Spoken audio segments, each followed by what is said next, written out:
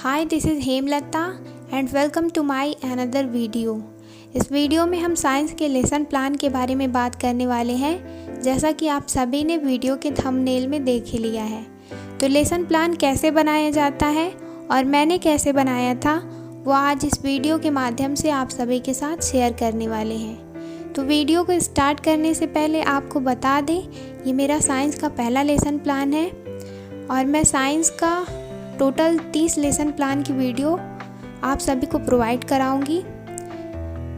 इसलिए जो भी मेरे फ्रेंड्स बीएड या डीएलएड कर रहे हैं उनके लिए ये वीडियो बहुत ही हेल्पफुल होने वाली है। सो प्लीज़ वीडियो को लास्ट तक ज़रूर देखिए और अगर वीडियो अच्छी लगे तो अपने दोस्तों के साथ भी ज़रूर शेयर करें ताकि उन्हें भी थोड़ी हेल्प हो जाए। तो चलिए बिना टाइम वेस्ट किए वीडियो को स्टार्ट करते हैं। लेसन प्लान बनाने के लिए आपको सबसे पहले लिखना है पाठ योजना। जैसे कि मेरा फर्स्ट लेसन प्लान है तो मैंने लिखा है पाठ योजना पहला। फिर उसके बाद लिखना है आपको विद्यालय का नाम, जिस भी विद्यालय में आप टीचिंग कर रहे हैं या फिर टीचिंग करनी है आपको, यहाँ पर उस विद्यालय का नाम लिखना है। फिर आपको लिखना है छात्रा अध्यापिका का नाम, यहाँ पर आप अपना नाम लिखेंगे। फिर कक्षा, विषय, कालांश, वर्ग, उप विषय, अवधि, दिनांक, आपको ये सारी चीज़ें लिखनी है।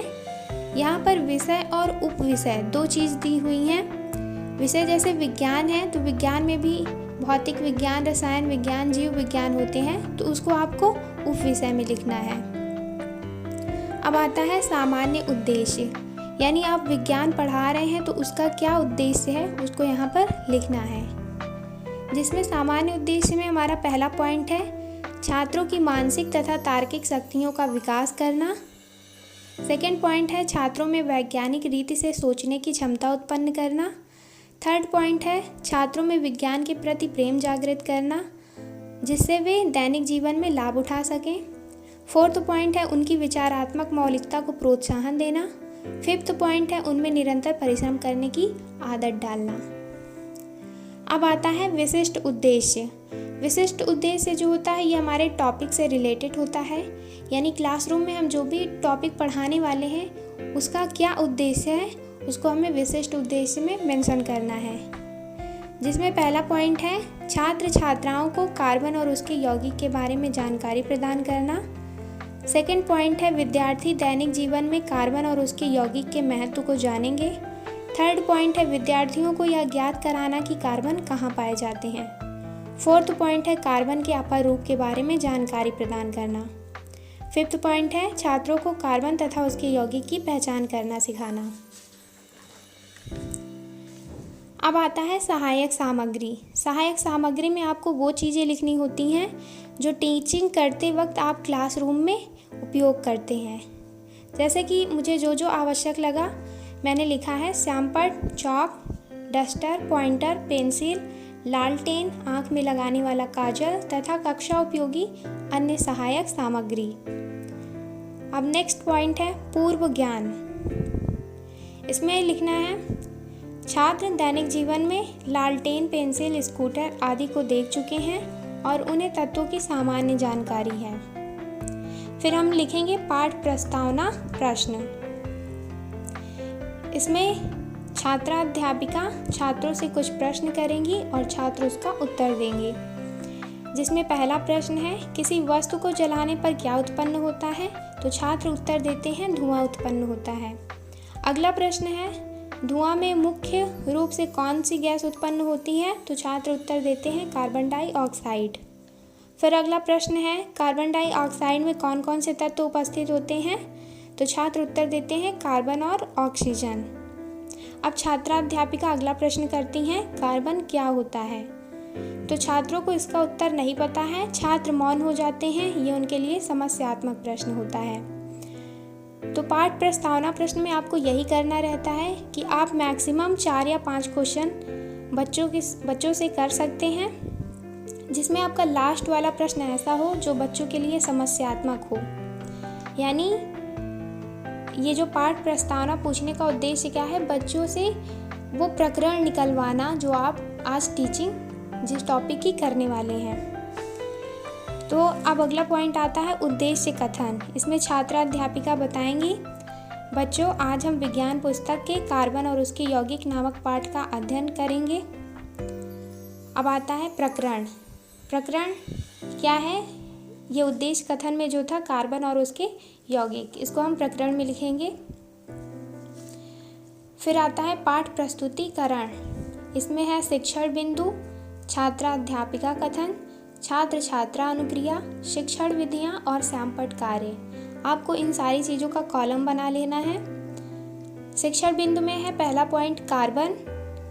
अब छात्रा अध्यापिका कार्बन के बारे में स्पष्टीकरण देंगी, जिसे हम छात्रा अध्यापिका कथन में लिखेंगे। वो बताएंगी अब तक ज्ञात 118 तत्वों में से प्रकृति में 94 तत्व पाए जाते हैं, जिसमें कार्बन एक प्रमुख एवं महत्वपूर्ण तत्व है, जो संसार में पाए जाने वाले सभी सजीवों, पौधों एवं जंतुओं तथा लगभग सभी भोज्य पदार्थों में उपस्थित होता है। कार्बन का प्रतीक C है। कार्बन शब्द लैटिन भाषा के कार्बो शब्द से बना है। कार्बो का अर्थ कोल होता है। और छात्र छात्रा अनुक्रिया में लिखेंगे हम। सभी छात्र ध्यानपूर्वक सुनेंगे व अपनी कॉपी पर लिखेंगे। शिक्षण विधि क्या है? व्याख्यान विधि और स्पष्टीकरण विधि। श्यामपट्ट कार्य है, इसमें कार्बन और उसके यौगिक, ये हेडिंग है। फिर कार्बन, कार्बन का प्रतीक C, परमाणु क्रमांक 6। अब शिक्षण बिंदु में अगला पॉइंट आता है कार्बन की उपस्थिति। छात्रा अध्यापिका कार्बन की उपस्थिति के बारे में स्पष्टीकरण देंगी, जिसे हम छात्रा अध्यापिका कथन में लिखेंगे। वो बताएंगी मुक्त रूप में कार्बन अपने विभिन्न रूपों में पाया जाता है। संयुक्त अवस्था में कार्बन बहुत से यौगिकों में पाया जाता है। छात्र अनुक्रिया में लिखेंगे। छात्र ध्यानपूर्वक सुनेंगे और अपनी कॉपी पर लिखेंगे। शिक्षण विधि क्या है? व्याख्यान विधि। और श्यामपट्ट कार्य में कुछ इंपॉर्टेंट पॉइंट्स दिए हुए हैं, जैसे कार्बन शब्द लैटिन भाषा के कार्बो से बना है। अगला पॉइंट है मुक्त रूप में कार्बन जैसे कोयला और हीरा के रूप में पाया जाता है, और संयुक्त अवस्था में कार्बन जैसे CaCO3, CO2 आदि के रूप में पाया जाता है।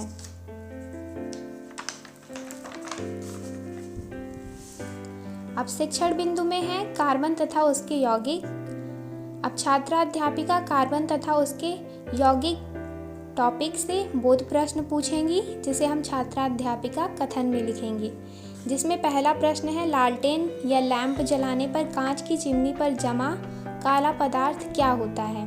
तो छात्र उत्तर देंगे कार्बन। फिर अगला प्रश्न पूछेंगी छात्रा अध्यापिका, कार्बन किन किन अवस्थाओं में हमें प्राप्त होता है? तो छात्र उत्तर देते हैं मुक्त और संयुक्त दोनों अवस्थाओं में। फिर अगला प्रश्न आता है किसी एक कार्बनिक यौगिक का नाम बताइए। तो छात्र उत्तर देते हैं CO2। शिक्षण विधि कौन सी है? प्रश्नोत्तर विधि। अब छात्रा अध्यापिका ने जो अभी प्रश्न पूछा है उसके बारे में स्पष्टीकरण देंगी। सभी सजीवों में कार्बन और उसके यौगिक पाए जाते हैं। कुछ निर्जीव पदार्थों में कार्बन मुक्त या यौगिक के रूप में उपस्थित होता है। छात्र अनुक्रिया। छात्र ध्यानपूर्वक सुनेंगे। शिक्षण विधि कौन सी है? व्याख्यान विधि या फिर स्पष्टीकरण विधि। शिक्षण विधि में अगला पॉइंट है कार्बन की उपस्थिति यौगिक के रूप में। छात्रा अध्यापिका अब इसके बारे में स्पष्टीकरण देंगी। दैनिक जीवन में प्रयोग की जाने वाली अधिकांश चीज़ें जैसे धावन सोडा, खाने का सोडा, ये सभी कार्बन के यौगिक हैं। छात्र अनुक्रिया में हम लिखेंगे। छात्र ध्यानपूर्वक सुनेंगे और अपनी कॉपी पर लिखेंगे। शिक्षण विधि कौन सी है? व्याख्यान विधि। अब श्यामपट्ट कार्य में कुछ कार्बन की उपस्थिति यौगिक के रूप में एक चार्ट बनाया गया है, जिसमें कुछ पदार्थों के नाम दिए हुए हैं, उनके रासायनिक नाम और रासायनिक सूत्र। जिसमें पहला पदार्थ दिया है चूना पत्थर, जिसे हम खड़िया या संगमरमर भी बोलते हैं। इसका रासायनिक नाम है कैल्शियम कार्बोनेट और रासायनिक सूत्र CaCO3। इसी तरीके से और भी दिए हैं खाने का सोडा, धावन सोडा और कार्बन डाइऑक्साइड। अब शिक्षण बिंदु में अगला पॉइंट है कार्बन तथा उसके यौगिकों का दैनिक जीवन में महत्व तथा उपयोगिता। छात्रा अध्यापिका इसके बारे में स्पष्टीकरण देंगी। भोजन में उपस्थित प्रमुख घटक कार्बोहाइड्रेट, वसा, प्रोटीन, विटामिन आदि कार्बन के महत्वपूर्ण यौगिक हैं, जिनसे शरीर को काम करने की ऊर्जा प्राप्त होती है तथा बीमार पड़ने पर उपचार हेतु प्रयोग की जाने वाली अधिकांश औषधियाँ कार्बन के यौगिक हैं। छात्र अनुक्रिया में लिखेंगे। सभी छात्र ध्यानपूर्वक सुनेंगे और अपनी कॉपी पर लिखेंगे। और श्यामपट्ट कार्य में यहाँ पर कुछ रोगों के नाम दिए गए हैं और उनमें प्रयोग की जाने वाली औषधियों के नाम, जैसे बुखार में कौन सी औषधि प्रयोग की जाती है, पेट दर्द, सर दर्द, घाव, पेचिश या कालरा, इन सब में प्रयोग की जाने वाली औषधियों के यहाँ पे नाम दिए गए हैं। अब शिक्षण बिंदु में अगला पॉइंट है मुक्त रूप में कार्बन की उपस्थिति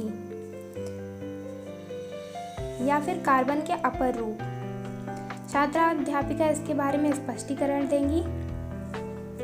कोयला, कालिक, ग्रेफाइट, हीरा आदि विभिन्न रूपों में मुक्त अवस्था में प्राप्त होता है। ये सभी पदार्थ कार्बन के विभिन्न रूप हैं, जिसे हम कार्बन के अपर रूप भी कहते हैं। छात्र अनुक्रिया में हम लिखेंगे। छात्र ध्यानपूर्वक सुनेंगे और अपनी कॉपी पर लिखेंगे। फिर शिक्षण बिंदु में है अपर रूपों के प्रकार। अब छात्रा अध्यापिका इसके बारे में स्पष्टीकरण देंगी। कार्बन परमाणुओं की व्याख्या के आधार पर कार्बन के विभिन्न अपर रूपों को दो वर्गों में बांटा जाता है, जो निम्नलिखित हैं। नंबर पहला है क्रिस्टलीय अपर रूप और सेकंड है अक्रिस्टलीय अपर रूप। अब छात्र अनुक्रिया में वही रहेगा। छात्र ध्यानपूर्वक सुनेंगे और समझेंगे। फिर श्यामपट्ट कार्य में यहाँ पर दिया गया है कार्बन के अक्रिस्टलीय अपर रूप। कुछ उदाहरण दिए गए हैं, जैसे कोयला, लकड़ी का कोयला, कागज आदि। फिर है कार्बन के क्रिस्टलीय अपर रूप, जिसमें है हीरा, फुलरीन तथा ग्रेफाइट। अब छात्रा अध्यापिका चार्ट की सहायता से विद्यार्थियों को कार्बन के अपर रूपों के बारे में बताएंगी। जैसे यहाँ पर कार्बन दिया गया है। कार्बन के दो अपर रूप होते हैं, एक क्रिस्टलीय, दूसरा अक्रिस्टलीय। क्रिस्टलीय में कौन कौन से आते हैं? ग्रेफाइट, फुलरीन और हीरा। तथा अक्रिस्टलीय में कौन कौन से आते हैं? लकड़ी का कोयला, जंतु charcoal, sugar charcoal, lamp, black कागज आदि। अब छात्रा अध्यापिका कुछ मूल्यांकन प्रश्न करेंगी बच्चों से, जिसमें पहला प्रश्न है प्रकृति में कार्बन किस रूप में पाया जाता है। अगला प्रश्न है कार्बन के कितने अपर रूप होते हैं, उनके नाम लिखो। फिर अगला प्रश्न है निर्जीव वस्तुओं में कार्बन किस रूप में पाया जाता है। अब निरीक्षण कार्य अगला पॉइंट है हमारा। छात्रा अध्यापिका छात्रों को दिए गए प्रश्नों को हल करने को कहेंगी तथा कक्ष में घूमते हुए विद्यार्थियों का निरीक्षण करेंगी। फिर अंत में आपको लिखना है गृह कार्य। गृह कार्य में आप ध्यान रखें कि बच्चों को ज़्यादा प्रश्न न दें, क्योंकि अदर सब्जेक्ट भी होते हैं जिसमें सभी टीचर्स थोड़ा थोड़ा होमवर्क देते हैं। अगर आप ज़्यादा वर्क दे देंगे तो बच्चे उसको करते नहीं हैं, इसलिए आप कोशिश करें कि इसमें 3 या 4 प्रश्न से ज़्यादा ना दें। तो गृह कार्य में मैंने पहला प्रश्न लिखा है कार्बन का क्रिस्टलीय रूप है। इसमें 4 ऑप्शन दिए गए हैं और सही विकल्प को लिखना है। फिर सेकंड क्वेश्चन है कुकिंग गैस में किसकी मात्रा अधिक होती है। इसमें भी 4 विकल्प दिए गए हैं और एक को सही विकल्प को लिखना है। ये था हमारा साइंस का पहला लेसन प्लान। इस चैप्टर में अभी जो भी टॉपिक बचे हुए हैं उसको हम अगले लेसन प्लान में कवर करेंगे। आई होप कि आप सभी को ये वीडियो अच्छी लगी हो। अगर अच्छी लगी है तो अपने दोस्तों के साथ भी ज़रूर शेयर करें। चैनल को सब्सक्राइब करें और बेल आइकन को भी ज़रूर प्रेस कर लें, ताकि आने वाली हमारी लेटेस्ट वीडियोज़ की अपडेट आपको आसानी से मिलती रहे। तब तक के लिए स्वस्थ रहिए, मस्त रहिए। Have a great day and thanks for watching.